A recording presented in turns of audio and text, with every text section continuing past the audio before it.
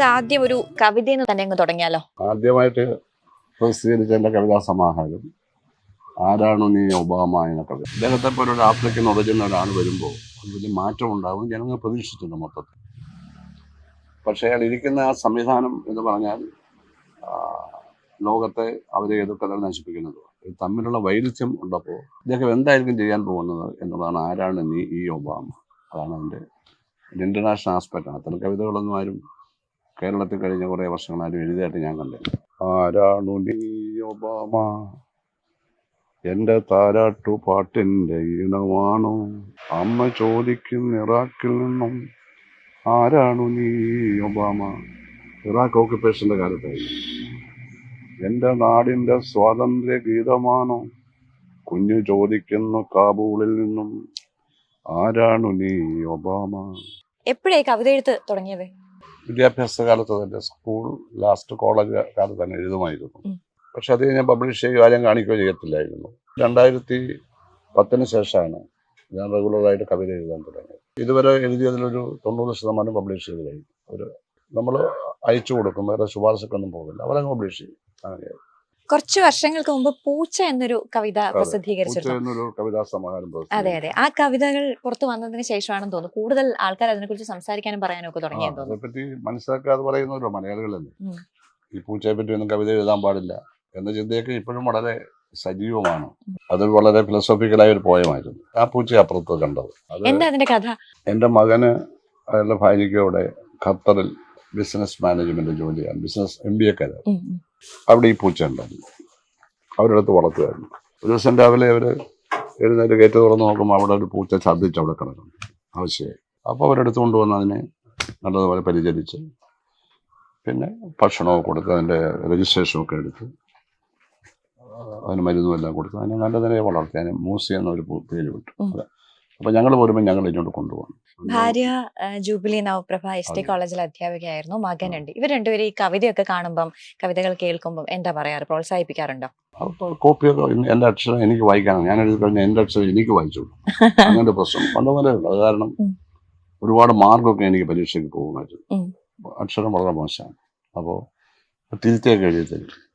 നല്ല കൈയക്ഷരമാണ് രൂപിക്ക്. അപ്പോൾ അതൊക്കെ തിരിച്ച് എഴുതി തരും. കവിതയുമായി ബന്ധപ്പെട്ട് സോഷ്യൽ മീഡിയയിലൊക്കെ സഖാവിനെ പരിഹസിക്കുകയും കുറേ ട്രോളുകളും അങ്ങനെ ഇങ്ങനെയൊക്കെ കാണാറുണ്ട്. അതൊക്കെ കാണുമ്പോൾ എന്താ തോന്നാറ്? ദേഷ്യം വരും? ഒന്നും തോന്നാറില്ല. സോഷ്യൽ മീഡിയയിൽ ആരെങ്കിലും പരിഹസിക്കാത്ത ഏതെങ്കിലും സംഭവമുണ്ട്? എനിക്ക് താരതമ്യേന കുറവാണ്. അതൊരു അർത്ഥമില്ലാത്ത കാര്യം ഇതൊന്നും വായിക്കുന്നില്ല അവരാരും. ഉദാഹരണം, കേരളത്തിലെ സോഷ്യൽ മീഡിയയിലെ രീതി ഞാൻ പറയാം. ഞാൻ ദേവസ്വം മന്ത്രിയായിരുന്നപ്പോൾ ഒരുപാട് പരിഷ്കാരങ്ങൾ അതുവരെ ആരും കൊണ്ടുവന്നു, ദേവസ്വത്തെ കൊണ്ടുവന്നു. 2009 വരെയായിരുന്നു. ഒരു 1.5 വർഷം മുമ്പ് വകുപ്പ് എൻ്റെ ഇതങ്ങ് എടുത്തല്ല. ഈ രാമേന്ദ്രൻ കടന്നപ്പള്ളി അപ്പോഴാണ് ഗവൺമെന്റിലെ കടന്നു വരുന്നത്. അപ്പം അയാൾക്ക് കൊടുക്കാൻ വകുപ്പൊന്നുമില്ല. അപ്പം ഇതെടുത്ത് അയാൾക്ക് കൊടുത്തില്ല. അതിനകത്തൊന്നും നടന്നതുമില്ല. ഞാൻ ഒരിക്കൽ പറഞ്ഞല്ലോ, നമ്മുടെ ക്രിസ്ത്യൻ മുസ്ലിം പുരോഹിതന്മാർക്ക് ശരീരം മുഴുവനും ഒരു വസ്ത്രധാരണം ചെയ്യും, മൊത്തം അങ്ങ് മറയ്ക്കും. അതാണ് ലോഹയായാലും മറ്റൊരു തലയെക്കെട്ടും കിട്ടുമാരെ ഇമാന്മാർ. നമ്മുടെ പുരോഹിതന്മാർ തലയെക്കെട്ടുമെന്നൊക്കെ അറിയണ്ട. പക്ഷേ നമ്മുടെ ഫ്യൂഡൽ കാലഘട്ടത്തിലെ പോലെ ഒരു മുണ്ടു മാത്രം ഉടുത്തുകൊണ്ടല്ലേ നിൽക്കുന്നത്. പല തരക്കാരല്ലേ ക്ഷേത്രത്തിൽ വരുന്നത്. അപ്പോൾ അത് മാറ്റി പരിഷ്കൃതമായിട്ടുള്ള തരത്തിൽ ശരീരം കൂടെ മറയ്ക്കുന്നത് ചെയ്തുകൂടെയെന്ന് ഞാൻ ദേവസ്വം ചോദിച്ചെന്ന് മാത്രമേ ഉള്ളൂ. അല്ലെങ്കിൽ എനിക്ക് നിർബന്ധമൊന്നുമില്ല. അപ്പോൾ അന്ന് മുതൽ ഏതാനും ആളുകൾ ഷട്ടി സുധാകരൻ എന്നെഴുതാൻ തുടങ്ങി. രണ്ടും ഒരു ചിലപ്പോൾ ഞാൻ എഴുതും. ചില ആളുകൾ എന്തെങ്കിലും കാര്യമായ കാര്യം പറയും. എന്താർത്ഥം അതിനകത്തുള്ളത്? ഞാൻ അതിനെപ്പറ്റിയൊന്നുമല്ല, ഞാനങ്ങനെ വാക്കുപോലും പ്രയോഗിച്ചില്ല. അപ്പോൾ ഇത് ഒരു മനോരോഗമാണ്. സഖാവ് നന്നായി രാമായണം വായിക്കും എന്ന് കേട്ടിട്ടുണ്ട്. രാമായണം ഇഷ്ടമുള്ള ഭാഗം ഏതാണ്? ഇല്ല, അങ്ങനെയില്ല. പക്ഷെ അതിനകത്ത് ഒരുപാട് ഫിലോസഫി വരുന്നുണ്ട്. ആ ഫിലോസഫി മതാതീതമായിട്ടുള്ളതാണ്, അത് രാഷ്ട്രീയാതീതമാണ്. അത് നമ്മുടെ ജീവിതത്തിന്, പ്രപഞ്ചത്തിന്റെ അടിസ്ഥാന തത്വങ്ങളെ പറ്റിയുള്ള നിരവധി ട്രീറ്റീസ് അതിനകത്തുണ്ട്.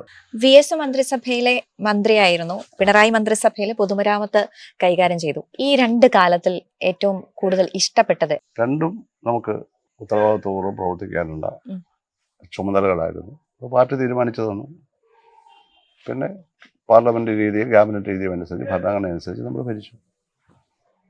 അതുകൊണ്ട് ദുഷ്പേരുകളൊന്നും ഉണ്ടായില്ല. സൽപ്പേരുണ്ടായി. പാർട്ടിക്ക് വലിയ ഗുണമുണ്ടായി. അവർക്കിപ്പോഴും ഇപ്പോഴത്തെ രണ്ടാമത് വീണ്ടും പിണറായി ഗവൺമെന്റ് വന്ന ശേഷവും ഇപ്പോഴും ഏറ്റവും കൂടുതൽ എടുത്തു പറയാനുള്ളത് ഞങ്ങൾ അന്ന് നടത്തിയ പ്രവർത്തനങ്ങളെപ്പറ്റി. അതാണ് 7 വർഷമായിട്ട് പിണറായി പറയുന്നത്. 2 വർഷം അല്ലല്ലോ പറയുന്നത്. 7 വർഷത്തെ ഭരണമെന്നാണ് പറയുന്നത്. അപ്പോൾ 5 വർഷം അതാണ്. ഈ റോഡുകള്, ഈ വലിയ വലിയ കെട്ടിടങ്ങള്, 500 പാലങ്ങള്, ഇതെല്ലാം അന്നുള്ളതാണ്. വലിയൊരു 3 മുന്നേറ്റം വകുപ്പുകളാണ്. ഉണ്ടായില്ല എന്ന് പറയാവുന്ന ഉന്നത വിദ്യാഭ്യാസം വലിയ മുന്നേറ്റമൊന്നും ഉണ്ടായില്ല. മോശമായില്ലെന്ന് മാത്രമേ എടുത്തു പറയാവുന്ന ഒരു ഇത് ഈ പറയുന്ന പോലെയുള്ള ഒരു കുറച്ച് കുറവായിരുന്നു. കഴിഞ്ഞ 2 വർഷത്തെ എങ്ങനെ വിലയിരുത്തുന്നു? കഴിഞ്ഞ 2 വർഷം മുമ്പ് ചെയ്തത് നമുക്ക് പൂർത്തിയാക്കേണ്ട ജോലിയാണ് ഇവർ ഏറ്റെടുത്തിരിക്കുന്നത്.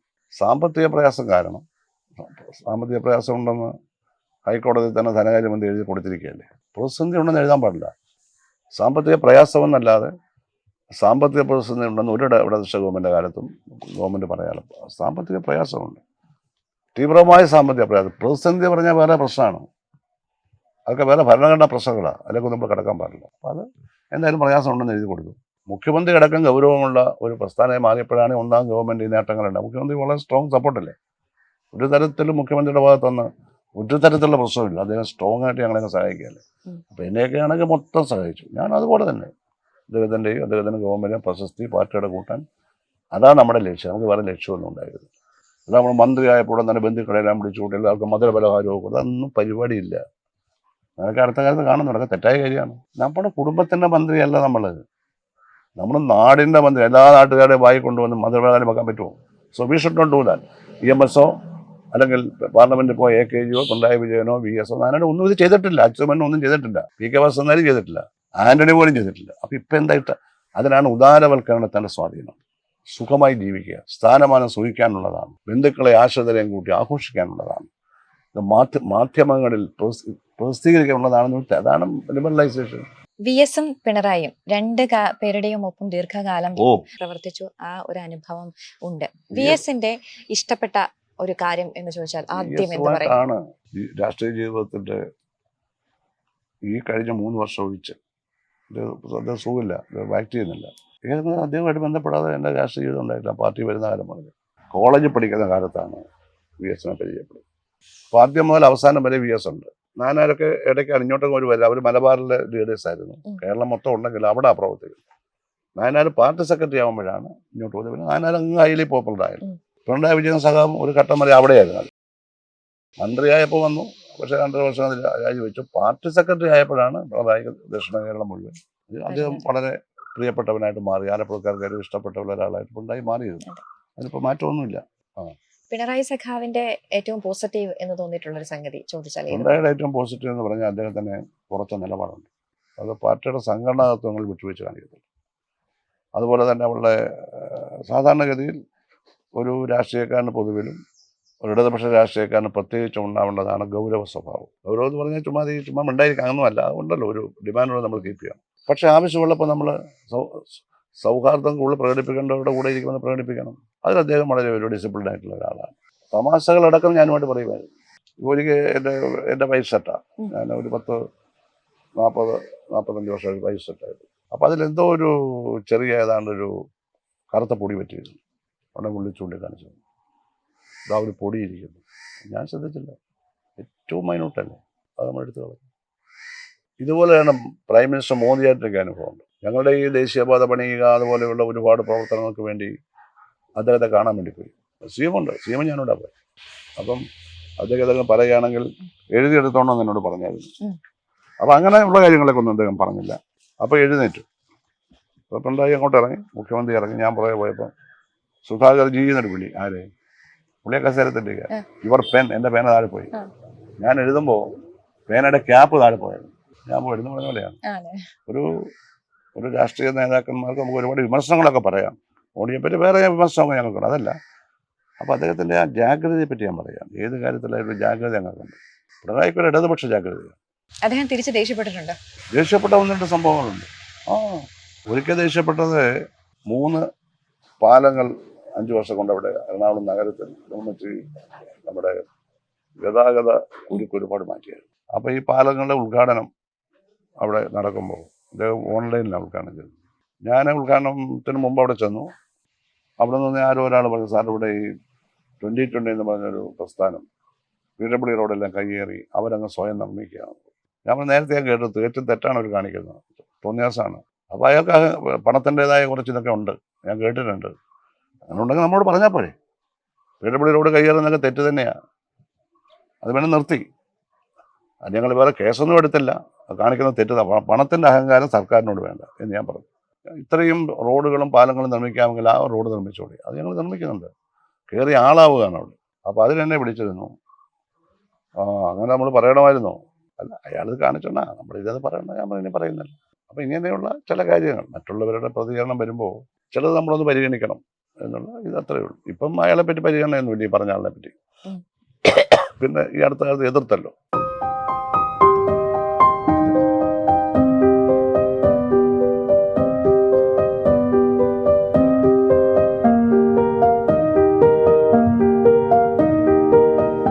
SFIയുടെ ആദ്യ സംസ്ഥാന പ്രസിഡന്റ് ആയിരുന്നു. അതിന് മുമ്പുള്ള ഒരു കാലമുണ്ട്, അത് ഓർത്തെടുത്താൽ. ഞങ്ങളുടെ ഒരു എന്താ പറയുന്നത്, വളരെ ദാരിദ്ര്യമുള്ള ഒരു കർഷക കുടുംബമാണ് നാട്ടിൻപുറത്ത്. ഞങ്ങളെല്ലാം കാർഷിക വൃത്തിക്ക് പോകും. രാവിലെ സ്കൂളിൽ നിന്ന് വന്നാലും പോകും, ചന്തയിൽ പോകും. എല്ലാവരും കൂടി വീട്ടിലെ അച്ഛനും എല്ലാം ഞങ്ങൾ ജോലി ചെയ്യും. ഷർട്ടൊന്നും നല്ലതൊന്നും വാങ്ങിത്തരാൻ പൈസ ഉണ്ടാവില്ല. ഞങ്ങൾ 5 പേരുണ്ടായിരുന്നു. ഷർട്ടില്ലാതെ പ്രൈമറി സ്കൂളിൽ പഠിക്കുമ്പോൾ നിക്കർ മാത്രമായിട്ട് പോയി. പക്ഷെ എനിക്ക് ഭയങ്കര ഇതായിരുന്നു, ലജ്ജയായിരുന്നു. പിന്നെ ഞാൻ പോകത്തില്ല എന്ന് പറഞ്ഞപ്പോൾ പിന്നെ ഒരു ഷർട്ട് വാങ്ങിച്ചു. അതൊക്കെ 1 വർഷം, 1.5 വർഷം, 2 വർഷമൊക്കെ ഒരു ഷർട്ടിൻ്റെ കാലാവധി. അതെല്ലാം ആ നാട്ടിലുള്ള കുട്ടികളെല്ലാം അങ്ങനെ തന്നെയായിരുന്നു. നമ്മൾ മാത്രമല്ല. ചന്തയിൽ സാധനങ്ങളായിട്ട് പോകണം. ഈ മുള്ളൻ ചക്ക, വലിയ ചക്ക തലയിൽ വെച്ച് താമരക്കുളം ചന്തയിൽ വിൽക്കാൻ പോകണം. അത് വലിയൊരു വയലൊരു 3 കിലോമീറ്റർ വയലിൽ കൂടിയാണ്, 2 കിലോമീറ്റർ വെള്ളം. അപ്പോൾ ഈ കച്ചിത്തുടുമ്പോൾ കെട്ടി വേണ്ടി വെച്ചാൽ ഈ ചക്കയുടെ മുള്ളിൽ തലയിറങ്ങും. ഇത് ഞാൻ എപ്പോഴും ഓർക്കുന്നുണ്ട്. അപ്പോൾ അത് കഴിഞ്ഞ് പരിപ്പോടെയും പാലും വെള്ളം വാങ്ങിച്ചു വെച്ചു. അപ്പോൾ അതോടുകൂടി എല്ലാ വിഷമവും തീരും. അപ്പോൾ ഇങ്ങനെയൊക്കെയുള്ള അനുഭവങ്ങൾ ഒരുപാടുണ്ട്. അടിയന്തരാവസ്ഥ കാലത്ത് കോളേജിൽ പഠിക്കുന്ന സമയമാണ്. ഏതാണ്ട് 3 മാസത്തോളം അതിലധികമോ മറ്റോ ജയിലിൽ കഴിയുകയും 3 മാസം അത് കോളേജിൽ പഠിത്തം കഴിഞ്ഞ കോളേജിൽ പഠിച്ച SFIയുടെ ഭാരവാഹിയായിരിക്കുമ്പോഴാണ് 75 ജൂലൈ 1 അറസ്റ്റ് ചെയ്യുന്നത്. അടിയന്തരാവസ്ഥയുടെ 7-ാം ദിവസം. എനിക്കന്ന് LLBയുടെ ഫൈനൽ ഇയർ പരീക്ഷ തുടങ്ങും. ഹോൾ ടിക്കറ്റ് എൻ്റെ പോക്കറ്റിലുണ്ട്. യൂണിവേഴ്സിറ്റി കോളേജിൽ നിന്ന് ഞങ്ങളെ എല്ലാവരും അറസ്റ്റ് ചെയ്തു. നമ്മുടെ ബേബി ഉണ്ടായിട്ട്, അമ്മയും ബേബി, സ്പീക്കറായ വിജയകുമാർ ഉണ്ടായി. അങ്ങനെ ഒരുപാട്. കാരണം എല്ലാവരും വളരെ നല്ല പഠിക്കാനും ഒക്കെ മിടുക്കന്മാരോടി ആയിരുന്നു അന്ന് ഈ പ്രസ്ഥാനത്തിൽ വരുന്നത്. കപ്പാസിറ്റി ഉള്ളവരെ മാത്രമേ, സ്പെഷ്യൽ ടാലൻ്റ് ഉള്ളവർ മാത്രമേ കുട്ടികളെന്ന് അംഗീകരിക്കുള്ളൂ. അവരേക്കാൾ കഴിവുള്ളവർ എന്നാണ് കാഴ്ചപ്പാട്. ആ സങ്കല്പമല്ലേ ഉണ്ടായിരുന്നത്. ആ സങ്കല്പം ഇത്രമാത്രം ഉണ്ടെന്നൊക്കെ ഉള്ളത് മൊത്തത്തിൽ ഡെമോക്രാറ്റിക് റിവ്യൂ ആവശ്യമാണ്. ഏതൊക്കെ ഒരു പാർട്ടിക്ക് മാത്രം ബാധകമായിട്ടുള്ള കാര്യമൊന്നും ഞാൻ പറയാറില്ല. സ്വന്തം പാർട്ടിയെപ്പറ്റി ഞാനൊന്നും നമ്മുടെ പാർട്ടി രേഖയിലില്ലാത്തൊന്നും പറയാം. പാർട്ടി രേഖ വിമർശനമുണ്ട്. പാർട്ടി കോൺഗ്രസിൻ്റെയും പ്ലീനത്തിൻ്റെയും സമ്മേളനങ്ങളുടെ റിവ്യൂവിൽ നടത്തുന്ന പരസ്യ വിമർശനങ്ങളുണ്ട്. അത് നമുക്ക് പറയാം. നമ്മുടെ പാർട്ടിക്കകത്തുള്ള ചില ദോഷങ്ങൾ മാറ്റാൻ വേണ്ടി, ഒരു വ്യക്തിയെ പറ്റിയല്ല. അതും മനസ്സിലാക്കാൻ കഴിയാത്ത ആളെന്ന് വെച്ചാൽ ഒരു കുറ്റവും തിരുത്താൻ പാടില്ല, ഒരു കള്ളത്തരവാരും അറിയാൻ പാടില്ല. എന്തെങ്കിലും ഒരാൾ കള്ളത്തരം കാണിച്ച് വെളിയിൽ വന്നു കഴിഞ്ഞാൽ അത് പാർട്ടി വിരുദ്ധമാണ്. അങ്ങനെയാണ് പറയുന്നത്. ഇത് പാർട്ടിയായി ബന്ധമില്ലെന്ന് പറഞ്ഞാൽ ആ പ്രശ്നം തീരും. അതാണ് നമ്മുടെ രീതി. ഉടനെ അയാൾ അങ്ങനെ കാണിച്ചു എന്ന് വേറൊരു സഭ പറഞ്ഞു കഴിഞ്ഞാൽ പാർട്ടിയെ വഞ്ചിച്ചു. ആര് ഈ പറഞ്ഞ ആൾ, അയാളല്ല, ഈ വഞ്ചന നടത്തിയ ആളല്ല. അങ്ങനെ തെറ്റായിട്ടുള്ള ഫോക്കസ്, അതെല്ലാം പാർട്ടിയുടെ താത്വികമായിട്ടുള്ള ഈ സമൂഹത്തെ വിശകലനം ചെയ്യാനുള്ള നിലപാടുകൾ വരുന്ന കുറവുകളും, വ്യക്തിയും സമൂഹവും തമ്മിലും വ്യക്തിയും പാർട്ടിയും തമ്മിലും ഉള്ള ബന്ധത്തിൽ വ്യക്തി പ്രധാനമാണെങ്കിലും സമൂഹത്തിന് അകത്താണ് വ്യക്തി തെറ്റ് ചെയ്താൽ പ്രൊട്ടക്ട് ചെയ്തുള്ള കാര്യമില്ല. അത് നമ്മൾ പരസ്യമായിട്ട് വേണം രഹസ്യമായിട്ട് വെച്ചിട്ട് വെച്ചാൽ വീണ്ടും വോട്ട് ചെയ്യും. അപ്പോൾ രഹസ്യമായി വോട്ട് ചെയ്യാൻ പറ്റിയൊരു പ്രസ്ഥാനമാണ് ഞങ്ങളുടെ എന്നാലും ധരിക്കുക. അങ്ങനെയുള്ള പ്രസ്ഥാനം അല്ലല്ലോ ഇത്. അങ്ങനെയാണ് ഈ പാർട്ടി എന്നേ ഇല്ലാതെ. അങ്ങനെയൊന്നും അല്ല.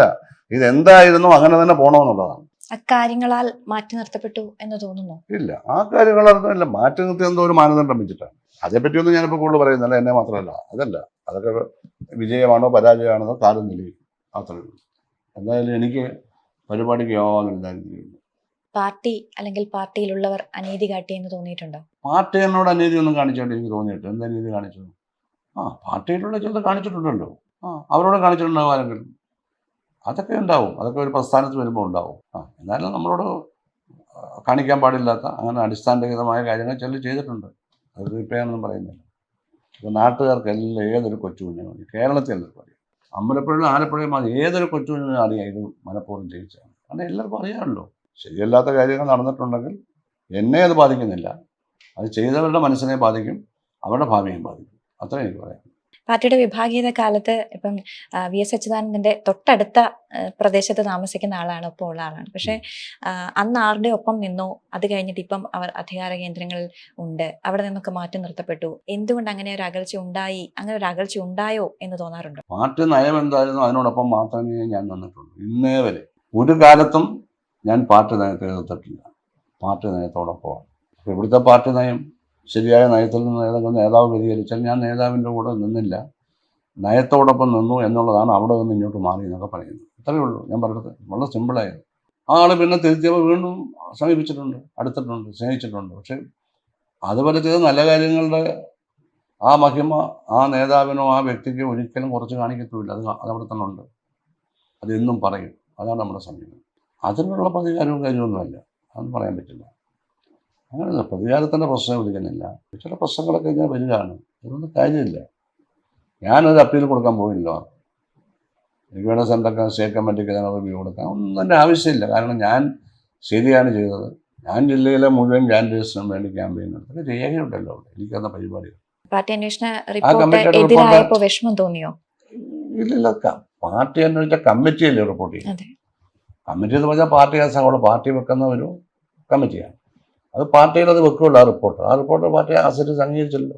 അംഗീകരിച്ചാൽ ഞാൻ ഈ പാർട്ടി കാണത്തില്ലായിരുന്നു. അതുപോലുള്ള കാര്യങ്ങൾ എഴുതി വെച്ചേക്കുന്നത്. ആരോട് ചോദിച്ചിട്ട് കഴിയില്ല, ആര് പറഞ്ഞിട്ട്. പാർട്ടി അപ്പോൾ ഇങ്ങനെ ഒരു ജയിച്ചു കഴിഞ്ഞാൽ MLA ഇങ്ങനെ പരാതി കൊടുത്തു, കമ്മീഷൻ ഇങ്ങനെയൊക്കെ പറയുന്നു. അപ്പോൾ ഇത് ഈ സാഹചര്യത്തിൽ ഒരു താക്കീത്, ഒരു ജാഗ്രത, അതാണ് ജാഗ്രതയ്ക്ക് ഒരു താക്കീത്, ജനം അറിയട്ടെ, ഇത്രയേ ഉള്ളൂ. വെറുതെ ഉണ്ടായില്ലല്ലോ.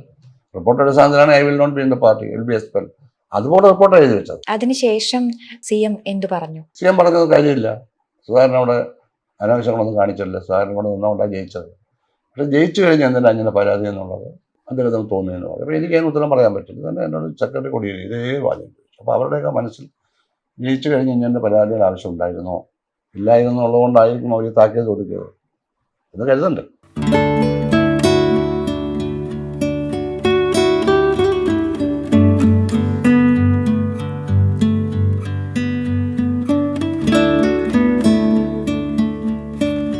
റൂമാണ് ഇത്, നിറയെ മൊമെന്റുകളാണല്ലോ.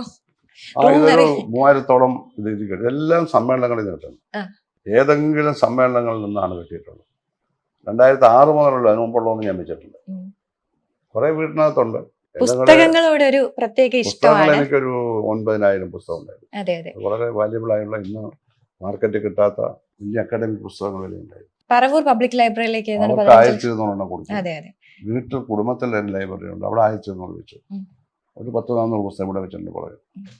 ബാക്കി ഒരു 6000 ചില്ലാനും പുസ്തകവും ചാരിമോട്ടിൽ. എൻ്റെ അനുജൻ ജി ഭുവനേശ്വരൻ്റെ രക്തസാക്ഷി, SFIയുടെ രക്തസാക്ഷി 77 ഡിസംബറിൽ 12 NS കോളേജ് ഗണിത സ്ഥാപകരുടെ മുറി വെച്ചിട്ടാണ് കൊല്ലുന്നത്. കാൽപ്പിടിച്ച് ഇങ്ങനെ ഇടിച്ചടിച്ച് കൊല്ലുകയായിരുന്നു. 5 ദിവസം ബോധമില്ലാതെ കിടന്ന് മരിച്ചു. അപ്പോൾ അദ്ദേഹത്തിന് ഈ 7-ാം തീയതി ആയിരുന്നു രക്തസാക്ഷി. അപ്പോൾ അവൻ്റെ പേരിൽ, ഭുവനേശ്വരൻ്റെ പേരിൽ അവിടെ ഒരു ലൈബ്രറി ഞങ്ങളുടെ കുടുംബം ഒരു 15 ലക്ഷം രൂപ മുടക്കി സ്ഥാപിച്ചു. സിനിമകൾ കാണാറുണ്ടോ? പിന്നെ ഏറ്റവും ഇഷ്ടമുള്ള നടനാരാ? ഏറ്റവും ഇഷ്ടമൊന്നും ആരെ പറ്റും പറയാൻ പറ്റില്ല. കാരണം നമ്മൾ റേറ്റ് എനിക്കിപ്പോൾ ഉള്ളതിൽ ഈ മോഹൻലാലിനെ വലിയ താല്പര്യം. അതൊരു സർവകലാവല്ല. ഏത് റോളും പുള്ളി അഭിനയിക്കും. പിന്നെ ജയറാമൻ സ്വാത്തികൻ തിരക്കില്ല. അതുകൊണ്ട് മമ്മൂട്ടി വളരെ കേരളത്തിൽ എണ്ണപ്പെട്ട ആളാണ്. 1-ാം ക്ലാസ് മുതലേ ഞാൻ ക്ലാസ്സിൽ ലീഡറാണ്. അതാണ് എൻ്റെ പ്രത്യേകത. SLCക്ക് പഠിക്കുന്നിടം വരെ. പിന്നെ കോളേജിൽ പോയപ്പോൾ എല്ലാ ഇലക്ഷനിലും ക്ലാസ് റെപ്രസെൻറ്റേറ്റീവ് ഞാൻ. NS കോളേജ് 12th പഠിക്കുമ്പോൾ അവിടെ കോളേജ് യൂണിയൻ വാർഷികം നടക്കുകയായിരുന്നു. കോളേജ് യൂണിയൻ വാർഷികമല്ല, 25-ാം വാർഷികം കോളേജ് സ്ഥാപിച്ചിരുന്നു. അപ്പോൾ ജി ശങ്കര ഗ്രൂപ്പിൽ ഞാൻ ഉദ്ഘാടകനായിട്ട് കൊണ്ടുവരുന്നത്. അപ്പോൾ ജി ശങ്കർ ഭയങ്കര ആരാധനയായി. ജി ശങ്കർ ആരെന്ന് പറഞ്ഞാൽ ഞാൻ എതിർക്കുമായിരുന്നു. അപ്പോൾ മുണ്ടശ്ശേരിയോട് എനിക്ക് ഒട്ടും മതിപ്പില്ല. ശങ്കര ഗ്രൂപ്പ് വിമർശിക്കപ്പെടുന്നെന്ന് പറഞ്ഞൊരു കൊള്ളതാത്ത പുസ്തകമല്ല, മനഃപൂർവ്വം എഴുതിയായിരുന്നു. മുണ്ടശ്ശേരി അത് അഴീക്കൊണ്ടൊക്കെ എഴുതിച്ചതാണ് പുസ്തകം. അയാൾ എഴുതിയില്ല. അയാളുടെ വൈരാഗ്യമാണ്. കാരണം ഇവർ രണ്ടുപേരും മഹാരാജാസ് കോളേജ് പോസ്റ്റിൽ കണ്ടസ്റ്റ് ചെയ്തപ്പോൾ കിട്ടിയത് ജീവിക്കാം. അതിന് വൈരാഗ്യം. മുണ്ടശ്ശേരി മന്ത്രിയായതിനു ശേഷമാണ്? അല്ല, അതിനൊക്കെ മുമ്പ്. മുണ്ടശ്ശേരി കമ്മ്യൂണിസ്റ്റൊന്നുമല്ല. മുണ്ടശ്ശേരി അങ്ങനെ വ്യക്തിവൈരാഗ്യം കൊണ്ട് ഇവർക്കെല്ലാം ആളുകളെ പുകഴ്ത്തി എഴുത്തി കഴിഞ്ഞ ഒരു കാലമാണ്. വലിയ വലിയ ആൾക്കാരാണെങ്കിൽ. അപ്പോൾ അത് കഴിഞ്ഞ് മുണ്ടശ്ശേരിയുടെ സ്വാധീനം അഴീക്കോട്ടിലും വന്നു. അങ്ങനെയാണ് ജി ശങ്കർ അത് കവിയല്ലെന്ന് എഴുതി വെച്ചേക്കുന്നത്. അത് നമ്മൾ അങ്ങനെ. പക്ഷേ എൻ്റെ പ്രൊഫസർ MB പണിക്കർ സാർ അതിനെ എതിർക്കുന്ന ആളായിരുന്നു. അപ്പോൾ അത് ജി ശങ്കർ ഗ്രൂപ്പിനെ വിളിക്കാൻ അദ്ദേഹത്തിൻ്റെ ആലുവയിലുള്ള വീട്ടിൽ പോയി. ആ വീട്ടിൽ പോയി അദ്ദേഹത്തെ കൂട്ടിക്കൊണ്ടുവന്നു. അദ്ദേഹത്തോടൊപ്പം കോട്ടയം പിന്നെ കോഫിയെ കൂടി കൊണ്ട് കൊണ്ടു. സ്വാഗത പ്രസംഗം ഞാനായിരുന്നു. ഞാൻ പറഞ്ഞത് മുഴുവൻ കൃതജ്ഞതയാണ്. ഇദ്ദേഹം ഞാനങ്ങ് അപ്സെറ്റായിപ്പോയി. ഞാൻ പറയുന്നത് മുഴുവൻ കൃതജ്ഞതയാണ്. അവസാനം ജി എഴുന്നേറ്റ് പറഞ്ഞു, ഞങ്ങൾ വളരെ കൃതജ്ഞനാണ് സുധാകരനോട്. അപ്പോഴാണ് ഞാൻ പിന്നെ ഒറ്റ വാക്ക് എല്ലാവർക്കും സ്വാഗതം. ഞാൻ അങ്ങനെ പറ്റിയ ഒരു പെട്ടെന്ന് എനിക്കാണ് പ്രസംഗത്തിനൊക്കെ സമ്മാനമൊക്കെ കിട്ടിയിട്ടുള്ള ആളാണ്. പക്ഷേ അങ്ങനെയൊക്കെ സംഭവിച്ചിട്ടുണ്ട്. ഒരുപാട് അനുഭവങ്ങളൊക്കെ നമുക്ക് വിദ്യാഭ്യാസ കാലത്ത് പറയാം. എന്നെ 3 തവണ ഒരേ ക്ലാസ്സിൽ നിന്ന് ഒരേ അവർ ഗെറ്റ് ഔട്ട് ചെയ്തു. 12 NS കോളേജ് ആട്ടക്കഥ പഠിപ്പിക്കുക. നളൻ പ്രവേശിക്കുന്നു, ഇരുന്നു കൊണ്ട് പ്രവേശിക്കുന്ന അങ്ങനത്തെ ഇതെല്ലാം അങ്ങനെയാണ്. ഞാൻ ആത്മാർത്ഥത ചോദിച്ചാൽ സാറേ ഇരുന്നു കൊണ്ട് എങ്ങനെയാണ് പ്രവേശിക്കുന്നത്? പുള്ളി എന്നെ എന്തോ പറഞ്ഞു, അഹങ്കാരം ചോദിക്കുന്നത് എന്തോ പറഞ്ഞു. ഞാൻ പിന്നെ ഒന്ന് ചോദിച്ചു, സാർ ഇരുന്നു കൊണ്ട് എങ്ങനെ പ്രവേശിക്കുന്നത്? സാർ നടന്നല്ലേ പ്രവേശിക്കാൻ പറ്റും, അതോ ആരെങ്കിലും എടുത്തോണ്ട് വരുവാണെന്ന് ചോദിച്ചു. വീണ്ടും പറഞ്ഞു. പിന്നെ ചോദിച്ചപ്പോൾ യു ഗെറ്റ് ഔട്ട്. പിന്നെയും വന്ന് ഞാൻ ചോദിച്ചു, വീണ്ടും ഗെറ്റ് ഔട്ട്. പിന്നെ എല്ലാം 10 മിനിറ്റ് കഴിഞ്ഞ് വരും, വീണ്ടും ഗെറ്റ് ഔട്ട്. അങ്ങനെ 1 മണിക്കൂർ 3 തവണ ഗെറ്റ് ഔട്ട് ഉണ്ട്.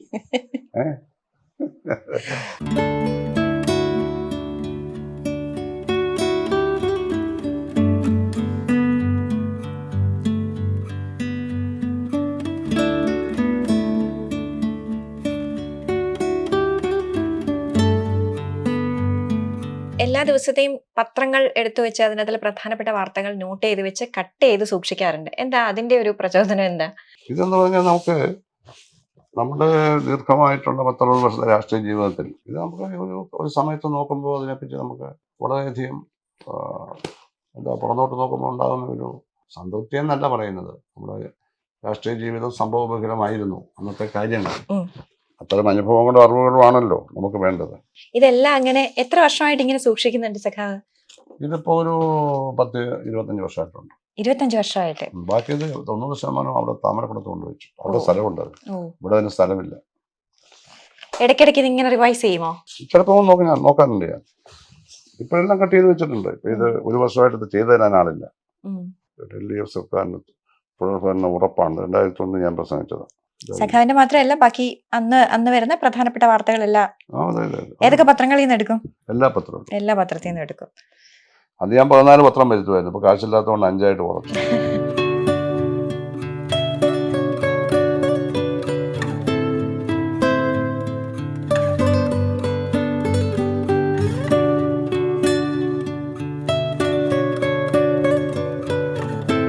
പൂച്ചേ പൂച്ചേ മണൽക്കാട്ടിൽ കഴിഞ്ഞ നീ വീട്ടിൽ വന്നതെന്തേ, എൻ്റെ വീട്ടിൽ വന്നതെന്തേ? വീട്ടിൽ കഴിയവേ ആരു നിന്നെ ഈ മണൽക്കാട്ടിൽ തള്ളി പൂച്ചേ? നീ കടിച്ചുവോ, മാന്തി കീറിയോ, പാത്രം പൊട്ടിച്ചുവോ? വീട്ടിൽ മദാമദൻ ഫ്രോക്ക് കീറിയോ, കാര്യമെന്ത് പൂച്ചേ? പൂച്ചേ പൂച്ചേ മണൽക്കാട്ടിൽ കഴിഞ്ഞ നീ വീട്ടിൽ വന്നതെന്തേ, എൻ്റെ വീട്ടിൽ വന്നതെന്തേ? വീട്ടിൽ കഴിയവേ ആരു നിന്നെ ഈ മണൽക്കാട്ടിൽ തള്ളി പൂച്ചേ?